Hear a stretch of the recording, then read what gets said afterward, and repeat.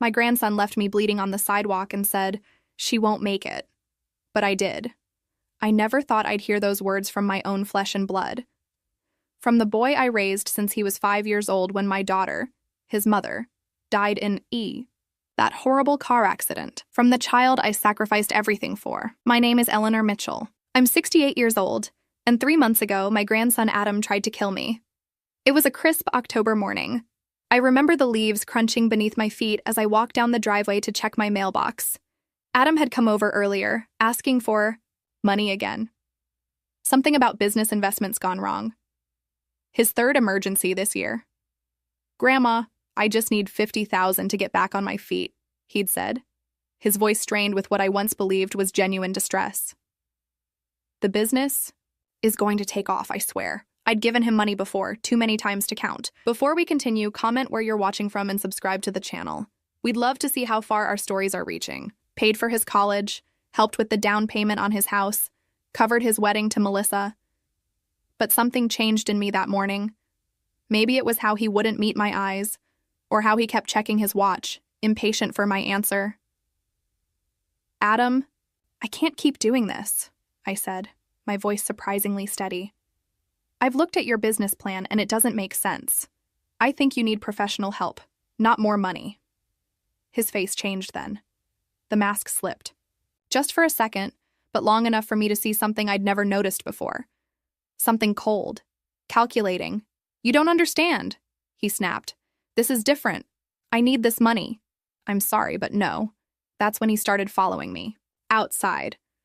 I thought he was just continuing the conversation, but his breathing had changed. Quick, shallow. "You know, Grandma, you're sitting on this big house, all this money, and for what? You're just wasting away here." I turned to face him at the bottom of the driveway. "Adam, that's enough." "No, it's not enough. Do you know what Melissa and I could do with your money? Instead, you're hoarding it like some selfish—" "I think you should leave," I said, my hand instinctively clutching my cardigan closer. What happened next plays in my mind in slow motion, over and over again. Adam's face contorting with rage.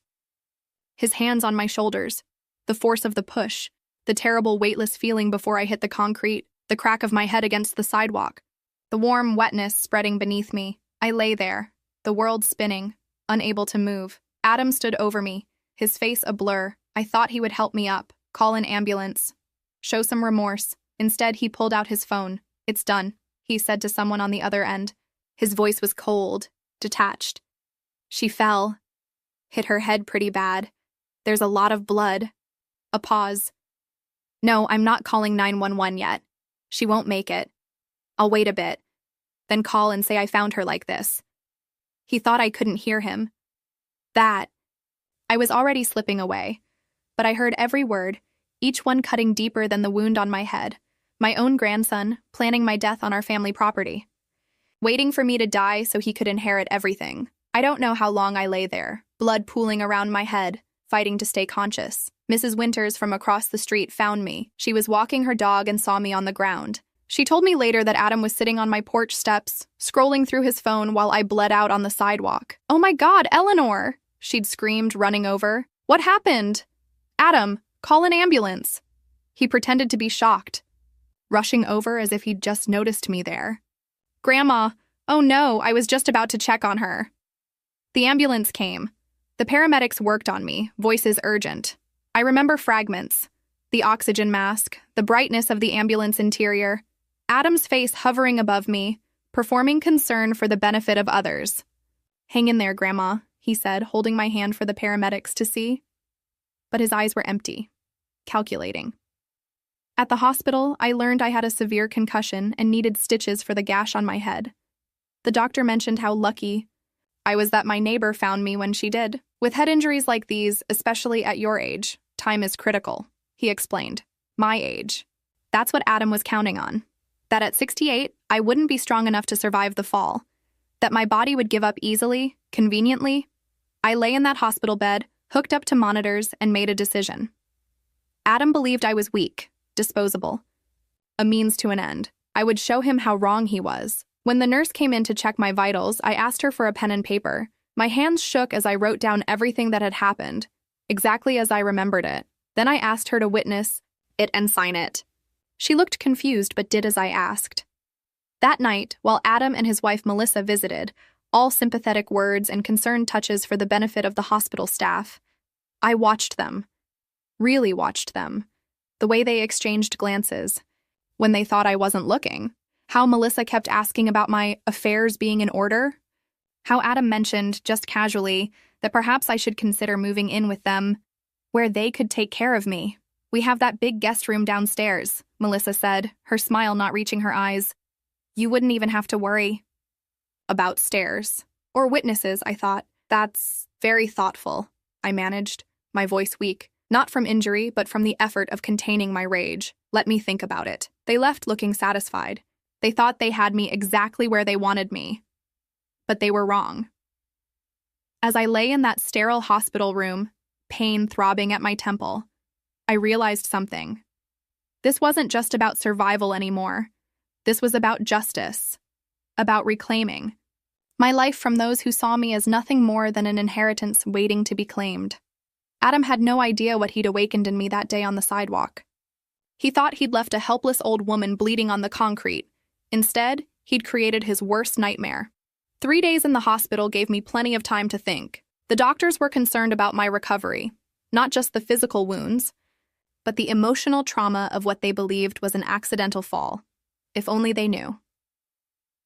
On the 4th morning, Dr. Rivera came in during her rounds. She was different from the other doctors, younger, more observant. She checked my chart, then looked directly into my eyes. Mrs. Mitchell, something's been bothering me about your case, she said quietly, closing the door behind her. The angle of your head injury doesn't match a simple fall. My heart raced. I hadn't told anyone the truth yet. Wasn't sure if I should. What do you mean? I asked, my voice barely above a whisper. She sat on the edge of my bed. I worked in an elder abuse clinic for 2 years before coming here. I've seen injuries like yours before. She paused, choosing her words carefully. Mrs. Mitchell, did someone hurt you? The directness of her question brought tears to my eyes.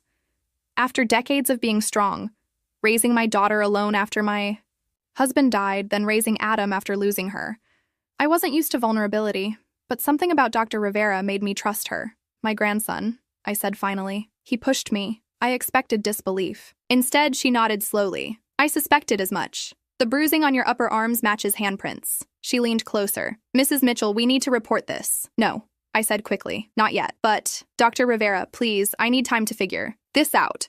If we report it now, he'll deny everything. It'll be his word against mine. She frowned. You're afraid of him. Not afraid, I corrected her. I'm planning. Something in my tone must have convinced her. She studied me for a long moment, then pulled out her card and wrote something on the back. This is my personal number. Call me anytime. She hesitated. I'll give you some time, but I can't ignore this forever. You understand? I nodded, tucking the card under my pillow. That afternoon, Adam and Melissa came again, bringing flowers and a teddy bear like I was some child. Adam had perfected his concerned grandson act, but now that I was looking for it, I could see the calculation behind his eyes. Good news, Grandma, he announced cheerfully. We've got the guest room all set up for you. The doctor says you can be discharged tomorrow, and we'll take you straight home, to our home. Melissa nodded eagerly. We've even hired a part-time nurse to help with your recovery. It's all arranged. I bet it is, I thought. A nurse they'd chosen, who would report to them, who might even help them manage my medications. I'd heard too many stories from my friends at the senior center about elderly parents being over-medicated by greedy children. That's very generous, I said, injecting weakness into my voice. But I was thinking I might recover better in my own home with my own things around me. Adam's smile tightened. Grandma, be reasonable. You can't be alone right now. You might fall again. Or be pushed, I thought. Maybe just for a few days then, I conceded, watching relief flood his face. He thought I was giving in. But I'll need to stop by my house first, pick up some clothes, my medications. I can get those for you, Melissa offered too quickly. No, I insisted. There are personal items I need. Women's things, you know. I gave an embarrassed little laugh, and Melissa immediately backed off, as I knew she would. Besides, I should check on the house, make sure everything's turned off properly. Adam and Melissa exchanged glances. Of course, Grandma. We'll take you there first. That night after they left, I made 2 calls from my hospital room. The first was to Jacob Brenner, my late husband's attorney and one of the few people I still trusted completely. I explained everything, my voice steady despite the enormity of what I was sharing. Eleanor, this is serious, Jacob said, his usually calm voice sharp with concern. We need to go to the police. Not yet, I told him. I need evidence first. Right now, it's just my word against his. What do you need me to do? Meet me at my house tomorrow around noon. Bring the papers for my will. And Jacob? Don't tell anyone you're coming. My second call was to Sandra Wilson, my oldest friend and the executor of my current will. I asked her to meet me at the house too, but an hour after Jacob would arrive. Next morning, Adam arrived to take me home, all smiles and gentle assistance. He'd brought a wheelchair, insisting on pushing me himself. Every touch of his hands on the handles behind me made my skin crawl. We'll just stop by your place first. Like you asked, he said, helping me into his SUV. But try not to overdo it, okay? The doctor said you need rest. I nodded meekly. Of course, dear. I'll just grab a few things. The drive to my house was surreal. We passed familiar streets, the park where I used to take Adam to play, the ice cream shop where we'd celebrated his high school graduation. Memories of a boy who no longer existed, if he ever had. When we pulled into my driveway, I noticed Melissa was already there, her car parked at the curb. Oh, Melissa came to help, I said, trying to sound pleased. Yeah, she wanted to make sure we didn't forget anything important, Adam replied, avoiding my eyes. Or to make sure I didn't do anything you don't want me to, I thought. Inside, Melissa was already upstairs, the sounds of drawers opening and closing drifting down to us. Adam helped me to my favorite armchair in the living room, then glanced at his watch. I'm going to help Melissa find your things, he said. You just rest here, okay? As soon as he disappeared upstairs, I pulled out my cell phone and texted Jacob. They're both upstairs, front door unlocked. 3 minutes later, Jacob slipped in quietly through the front door, legal briefcase in hand. He'd barely sat down across from me when Melissa's voice called from upstairs. Adam, come look at this. The urgency in her tone told me they'd found something they thought was valuable. Probably the jewelry box in my closet, the one with the fake pearls and costume pieces I'd deliberately left visible. They're looking for valuables, I whispered to Jacob. We don't have much time. Jacob nodded, opening his briefcase. I've drawn up a new will as you requested, but Eleanor, are you absolutely sure about this? More sure than I've ever been. About anything, I replied, taking the papers from him. I signed where he indicated, my hand steady despite everything. Jacob and I had just finished when the doorbell rang. Sandra had arrived right on time. Adam came rushing down the stairs. Who's that? Grandma, are you expecting someone? Oh, I said innocently. That must be Sandra. I asked her to bring me some of my special tea. The hospital food was dreadful for my digestion. Adam looked suspicious but opened the door. Sandra walked in, took one look at my bandaged head, and rushed to my side. Eleanor, my God, are you all right? When you called about the fall, I had no idea it was this serious. She was playing her part perfectly. We'd been friends for 40 years. She knew exactly what I needed without me having to explain everything. I'm fine, dear, I assured her, then gestured to Jacob. You remember Jacob Brenner, don't you? My husband's attorney? Sandra nodded. Of course. Adam's face had gone pale. What's going on, Grandma? Why is your lawyer here? I smiled at him, letting just a hint of steel show through my grandmotherly facade. Just updating a few things after my accident, dear. You never know what might happen at my age, right? Isn't that what you're counting on? The look on Adam's face was worth every second of pain I'd endured. His carefully crafted mask slipped, revealing the panic beneath. What do you mean? He stammered, his voice an octave higher than usual. I don't understand why you need a lawyer. Right now. I gave him my best confused grandmother look. Well, dear, after such a terrible fall, it made me realize how fragile life is. I just wanted to make sure everything's in order. Jacob cleared his throat, playing along perfectly. Standard procedure after a serious accident, especially at Mrs. Mitchell's age. Nothing to worry about. Melissa appeared at the bottom of the stairs, clutching a small suitcase. Her eyes darted between all of us, quickly assessing the situation. What's going on? She asked, her voice honey-sweet, but her eyes sharp as flint. Mrs. Mitchell was just signing some updated legal documents, Jacob explained, sliding the papers into his briefcase. What kind of documents? Melissa pressed, setting down the suitcase and moving closer to Adam. I waved my hand dismissively. Oh, just boring legal things. Nothing for you young people to worry about. I turned to Sandra. Did you bring my tea, dear? Sandra patted her handbag. Of course, Eleanor. And those digestive cookies you like. Perfect. I turned to Adam and Melissa. Why don't you two finish packing while I have a quick cup of tea with Sandra? The doctor said I should try to keep to my normal routines as much as possible. Adam hesitated, clearly wanting to know what I'd just signed, but unable to ask directly without revealing his true concerns. We're almost done upstairs, Melissa said finally. But don't take too long, Eleanor. You need to rest in a proper bed. Not sitting up in a chair. As soon as they disappeared upstairs again, I leaned toward Jacob and Sandra. It's done? I whispered. Jacob nodded. As of today, your entire estate is in the irrevocable trust we discussed. Adam is no longer your primary beneficiary. Sandra squeezed my hand. Are you sure you want to go home with them, Eleanor? You could stay with me. I shook my head. No, I need to see exactly what they're planning. Besides, I'm not finished yet. Jacob frowned. Be careful, Eleanor. If he was willing to push you once. I know, I said. But I'll have protection they don't know about. I reached for my purse and pulled out the card Dr. Rivera had given me. I need one more favor, Jacob. Can you call this doctor? Tell her I've agreed to document everything, but I'm doing it my way. 30 minutes later, Adam and Melissa had all packed what they considered the essentials, mostly my medications, some clothes, and oddly, my address book and financial files which I kept in my home office. They hadn't even tried to hide their snooping. As we prepared to leave, I asked to use the bathroom. Once inside, I quickly texted Sandra, remember, 6 p.m. tomorrow. Bring everything we discussed. The ride to Adam and Melissa's house was tense.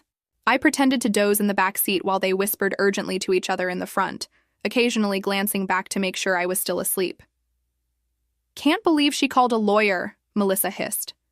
Calm down, Adam replied. It doesn't change anything. She still trusts us. I nearly laughed out loud. If only they knew. Their house was exactly what you'd expect from a young couple living beyond their means. Enormous, with expensive furniture that still had price tags underneath, and luxury cars in the garage that I suspected weren't fully paid for. They'd always lived this way, spending money they didn't have, then coming to me when the bills came due. The guest room they'd prepared for me was on the ground floor, far from their bedroom upstairs. It was nicely decorated but felt like a cell. The windows had new locks installed. For your safety, Grandma. And I noticed a small camera in the corner of the ceiling. What's that? I asked innocently, pointing to the camera. Oh, that's just for security, Melissa explained quickly. We have them all over the house. To watch me, more likely. How thoughtful, I murmured. That evening, the nurse they'd hired arrived. Her name was Heather, a thin woman in her 40s with an efficiency that bordered on coldness. She checked my vitals, examined my head wound, and gave me my evening medications. Mrs. Mitchell needs her rest now, she announced to Adam and Melissa. I'll stay until she's settled. As soon as they left, Heather's demeanor changed. She leaned in close, checking my bandages with genuine care. Dr. Rivera sent me, she whispered. I'm not really from the agency they think they hired. Relief flooded through me. So you're a friend, she said simply. And I'm here to make sure you're safe. Dr. Rivera is very concerned about your situation. I glanced at the camera in the corner. Don't worry about that, Heather said, following my gaze. I've been jamming it periodically. They'll think it's just technical difficulties. She pressed a small device in her pocket and a tiny red light on the camera went off. We can talk freely for about 3 minutes before I have to turn it back on. They're planning something, I whispered urgently. I don't know what exactly, but we know, Heather interrupted. Dr. Rivera has seen cases like this before. They'll probably try to over-medicate you, make you seem confused, then petition for guardianship. My blood ran cold. How long do I have? Not long. A week, maybe 2 before they start the process. Heather pulled something from her bag. Here, keep this with you at all times. It looks like a medical alert pendant, but it's actually a recording device and emergency button. I took the small device, which resembled the medical alerts many of my friends wore. If you're ever in immediate danger, press it 3 times quickly, Heather instructed. Otherwise, just keep it on. It'll record everything. She glanced at her watch. I need to turn the camera back on now. Take these pills. She handed me what looked like my regular medication. They're harmless vitamins, but they'll think you're taking the sedatives they've requested. After Heather left, I lay in bed thinking. The room was dark except for the small blinking light of the camera watching me. I clutched the pendant beneath my blanket, its presence oddly comforting. I hadn't told anyone the full extent of my plan yet. Not Jacob, not Sandra, not even Dr. Rivera. They knew pieces, but not the whole. They thought I was just protecting myself, ensuring Adam couldn't take control of my assets. But I wanted more than protection. I wanted justice. The next morning, Adam brought me breakfast in bed, something he'd never done before. The toast was perfectly browned, the eggs just how I liked them. He sat on the edge of my bed, watching me eat with an attentiveness that would have seemed loving to an outsider. How are you feeling today, Grandma? He asked, his voice gentle, a little foggy. I lied, playing into what I knew they wanted to hear. Those pills make me feel strange.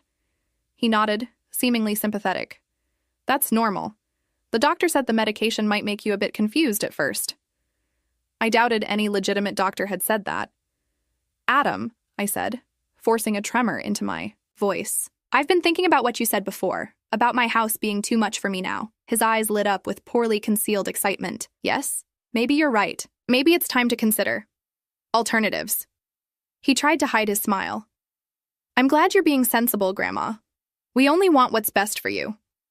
I know, dear. I patted his hand. In fact, I was thinking we should go over my finances soon. Make sure everything's organized. He nearly salivated at the suggestion. That's a great idea. I'd be happy to help you with that. Maybe tomorrow when you're feeling stronger. That would be wonderful, I said, smiling weakly. I'm feeling tired now. I think I'll rest a bit more. Of course. He took my breakfast tray. Just call if you need anything. As soon as the door closed behind him, I heard his hurried footsteps as he rushed to tell Melissa the good news. I smiled to myself, settled back against my pillows, and waited. The pieces were falling into place. By noon, I heard Adam and Melissa's excited whispers from the kitchen. They weren't even trying to be discreet anymore, confident that the medication had left me in a foggy haze. She practically offered to sign everything over, Adam was saying. I told you this would work. Melissa's voice was more cautious. Don't celebrate yet. That lawyer showing up wasn't part of the plan. We need to move faster. Relax. She trusts me. She always has. That's her weakness. His words cut through me like glass. That's her weakness. My love for him, the years I'd spent raising him, all reduced to a vulnerability to be exploited. I touched the recording pendant beneath my nightgown, making sure it was capturing every word. The doorbell rang at exactly 6 p.m., right on schedule. From my bedroom, I heard Melissa answer. Oh, hello. Sandra, right? Eleanor's friend? Yes, dear. I brought some things Eleanor asked for. Is she awake? She's been resting most of the day. The medication. I won't stay long, Sandra interrupted, her voice firm. I promised Eleanor I'd bring these by. I smiled to myself. Sandra had been my best friend since our teaching days 4 decades ago. She'd never let anyone push her around. My bedroom door opened a few minutes later. Sandra entered, followed closely by Melissa, whose eyes darted nervously around the room. Eleanor! Sandra exclaimed, rushing to my bedside. She carried a large tote bag.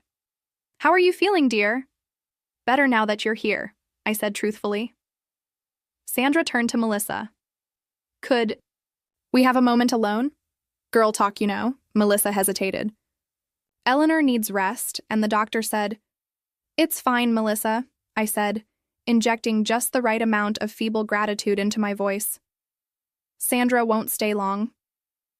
After Melissa reluctantly left, closing the door behind her, Sandra immediately activated the signal jammer Heather had left with me. We have about 3 minutes, she whispered, pulling items from her bag. Jacob and I found these in your home office safe, exactly where you said they'd be. She handed me a thick manila envelope. Inside were documents I'd been collecting for years, bank statements showing the money I'd loaned Adam, emails where he'd promised to repay me, and records of my investments in his failed business ventures. Over $300,000 in total. Perfect, I whispered, quickly scanning the papers. And the other thing? Sandra pulled out a small digital recorder. It was exactly where you said, hidden in the bookshelf. I checked it, and it works. It recorded everything. My hands trembled as I took the device. 2 days before my accident, Adam had come to my house asking for money again. Anticipating a confrontation, I'd hidden a recorder in my living room bookshelf. What I'd captured was more damning than I could have imagined. Have you listened to it? I asked.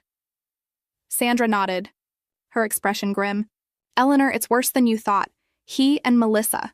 They've been planning this for months. I pressed play, keeping the volume low. Adam's voice filled the room. Just need to get her to sign over power of attorney. Once we control her finances, we sell the house, move her assets, and then nature takes its course. Melissa's voice. Your grandmother is stubborn? What if she refuses? Then we create a situation where she doesn't have a choice. There are ways to make elderly people seem incompetent. The right medications, a few staged incidents. I stopped the recording, my stomach churning. Even knowing what he'd done, hearing it laid out so coldly was devastating. There's more, Sandra said quietly. They discussed specific plans, including... She hesitated. Making your fall look like an accident if necessary. For a moment, I couldn't speak. I'd suspected, of course, after he pushed me, but to hear they'd been plotting my death for months. I need to get out of here, I whispered.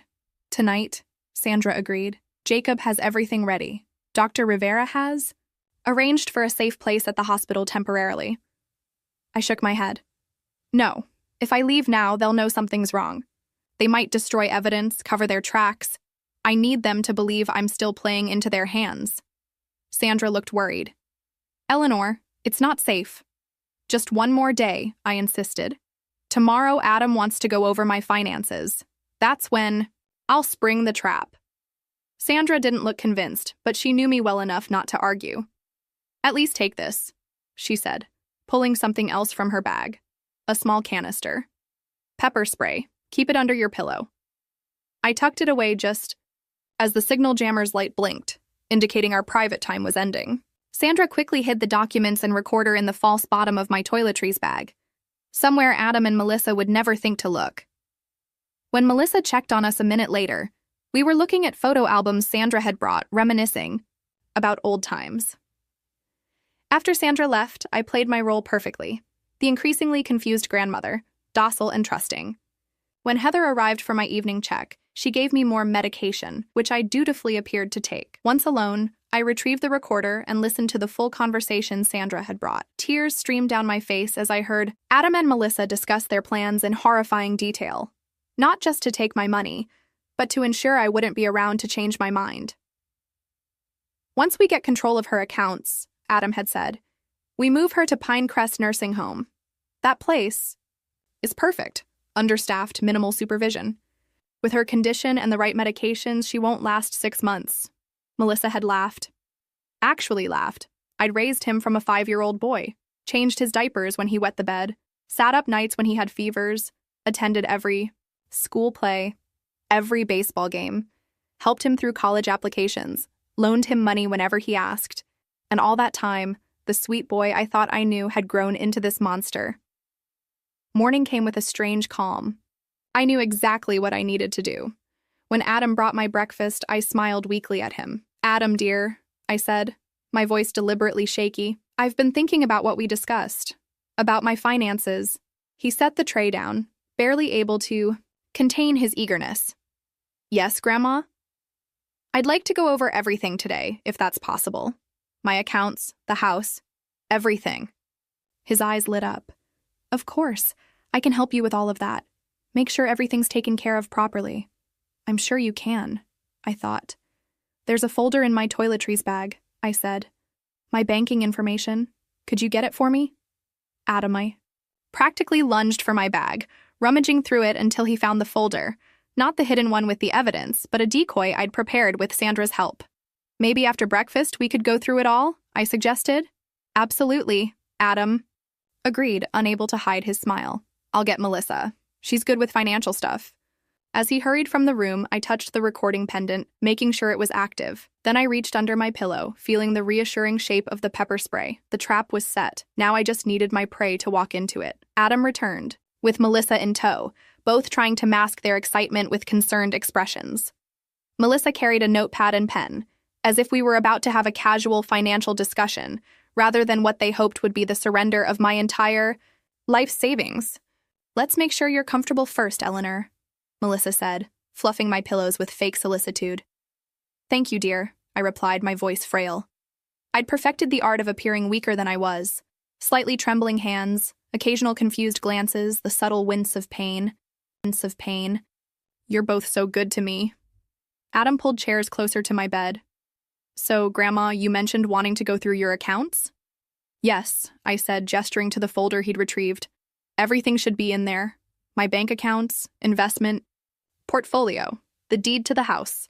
Melissa could barely contain herself as Adam opened the folder and began scanning the documents. I watched their faces carefully, the growing excitement, the quick glances they exchanged, the barely suppressed smiles. "This is very comprehensive, Grandma," Adam said, his voice professionally concerned. "But managing all this must be overwhelming. For you now." "It is," I admitted, sighing heavily. "That's why I've been thinking. Maybe it would be better if someone else handled everything." "That's very sensible," Melissa jumped in. "Many people your age find financial matters too stressful." "We could help," Adam offered, trying to sound reluctant rather than eager. "I mean, if that's what you want." I looked down at my hands as if contemplating. "I think that might be for the best. After my fall, I'm just not as sharp as I used to be." "It happens to everyone," Melissa said soothingly. "The important thing is that you're taken care of." Adam reached into his pocket and pulled out a folded document. "Actually, Grandma, I took the liberty of drawing up some paperwork that might help.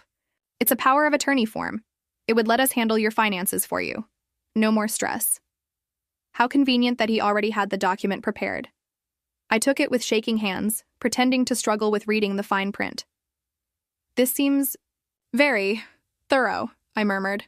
"It's standard," Adam assured me. "Nothing complicated, it just makes everything easier." I set the paper down on my lap. "Before I sign anything, I do have a few questions."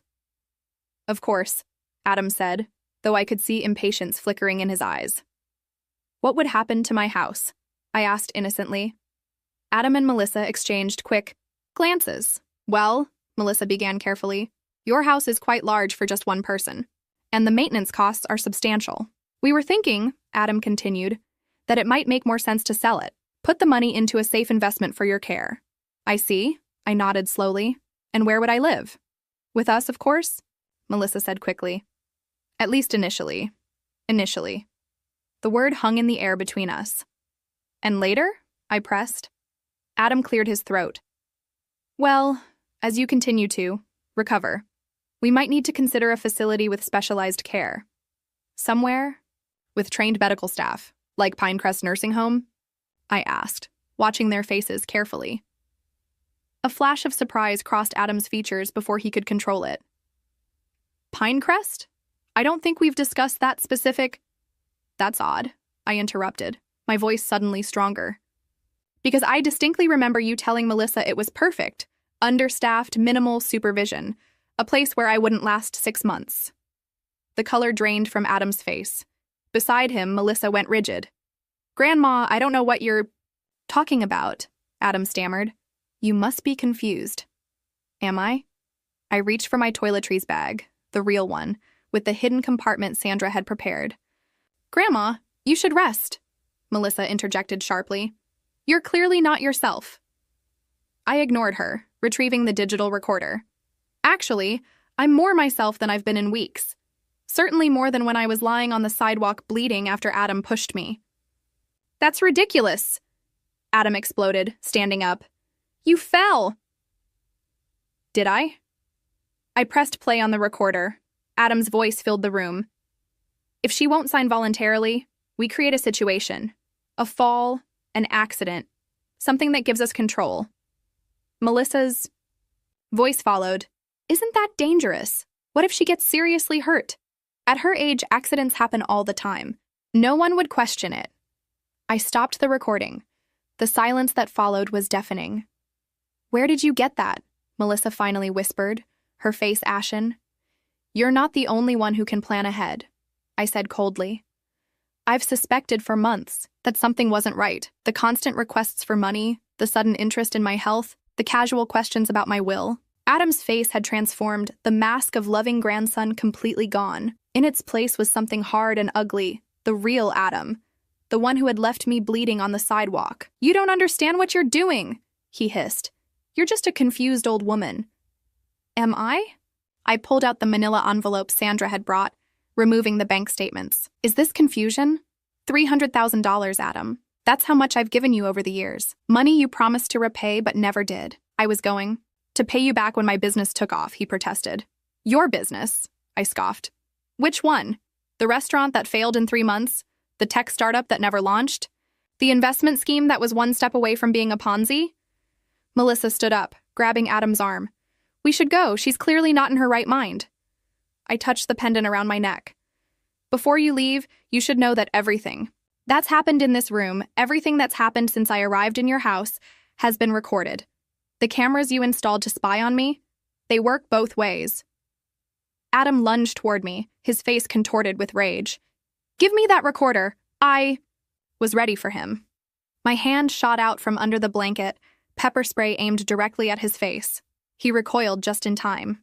Touch me again, I said evenly, and I'll press the emergency button on this pendant.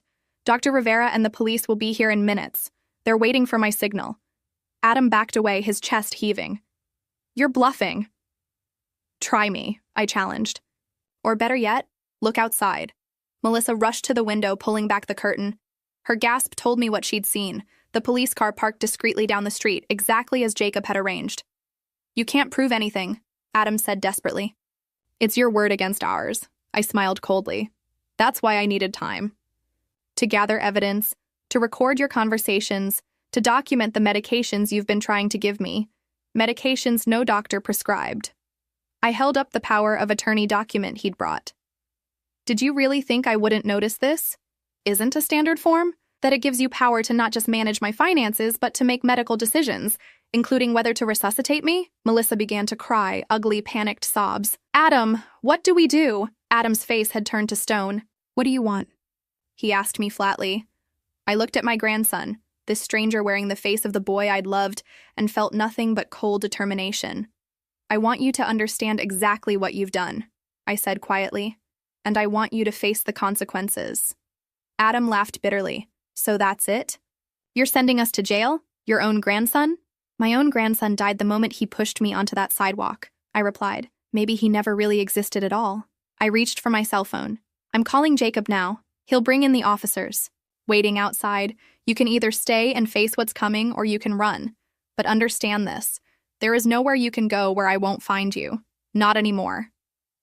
As I dialed, Adam and Melissa looked at each other, trapped animals realizing the cage had been locked all along. 1 year later, I sat on my porch swing, watching the sunset paint the sky in shades of pink and gold. My garden was in full bloom. The roses I'd planted in spring, the hydrangeas my neighbor had gifted me, the vegetable patch that supplied my kitchen with fresh produce. My little sanctuary, rebuilt from the ashes of betrayal. The aftermath of that confrontation had unfolded like a slow-motion collision. When Jacob arrived with the police officers, Adam tried to run. He made it as far as the backyard before they caught him. Melissa collapsed in hysterics, alternating between blaming Adam and pleading innocence. I watched it all with a strange detachment, as if observing a play rather than the implosion of what remained of my family. The officers were gentle with me, respectful. One of them, a woman about my daughter's age would have been, kept calling me ma'am with such deference it almost made me smile. The evidence was overwhelming. The recordings, the falsified medical documents, the financial records, the testimony from Dr. Rivera and Heather about the unnecessary medications. The prosecutor called it one of the most calculated cases of elder abuse she'd ever seen. Adam and Melissa took a plea deal rather than face trial, 3 years for attempted financial exploitation of an elderly person and reckless endangerment. It could have been longer if I'd pushed, but I didn't see the point. No prison sentence would give me back what I'd lost, not the money, but the love I thought I had. The weeks after their arrest passed in a blur. I sold my old house, Too many memories, too many shadows. With Jacob's help, I found this smaller place on the edge of town. Single story, manageable garden, friendly neighbors. A place to start over. Sandra visited nearly every day during those first difficult months. Sometimes we talked about what happened, but more often we just sat together in comfortable silence, or reminisced about our teaching days, or planned my garden. Her steady presence was a lifeline when grief threatened to pull me under, because I did grieve. Not just for Adam, but for the grandchild I thought I had. The sweet boy who brought me dandelions and called me Gram. The teenager who helped me learn to use a smartphone. The young man who hugged me at his college graduation and whispered, "I couldn't have done it without you." Had that person ever existed? Or had I simply seen what I wanted to see? Dr. Rivera suggested therapy, and reluctantly I agreed. Dr. Winters was a kind, no-nonsense woman in her 60s who specialized in trauma and grief. "What you're experiencing is a special kind of loss," she explained during our first session. "Ambiguous loss, grieving, someone who is still physically alive but emotionally absent." She helped me understand that I could mourn the grandson I thought I had, while acknowledging the reality of who Adam actually was. That I could be angry, furiously, righteously angry, without letting that anger consume me. "Your healing isn't about forgiveness," she told me once, when I admitted I couldn't bring myself to forgive Adam. "It's about reclaiming your life." And slowly, painfully, I did. The doorbell rang, pulling me from my memories. I rose from the porch swing, my movements more fluid than they had been a year ago. Physical therapy had done wonders for the lingering effects of my fall. Sandra stood at the door, holding a casserole dish. Behind her was Jacob, carrying a bottle of wine, and Dr. Rivera with a bouquet of sunflowers. My new family, the one I had chosen. "Right on time," I greeted them, holding the door open. "We wouldn't miss your anniversary celebration," Sandra said, kissing my cheek as she passed. Anniversary. 1 year since the confrontation. 1 year of rebuilding, of healing, of finding my way back to myself. We gathered around my dining table, the conversation flowing easily as we shared the meal. These monthly dinners had become a tradition, a reminder that family isn't always defined by blood. "I have news," Jacob announced as we finished dessert. "The restitution case is finally settled.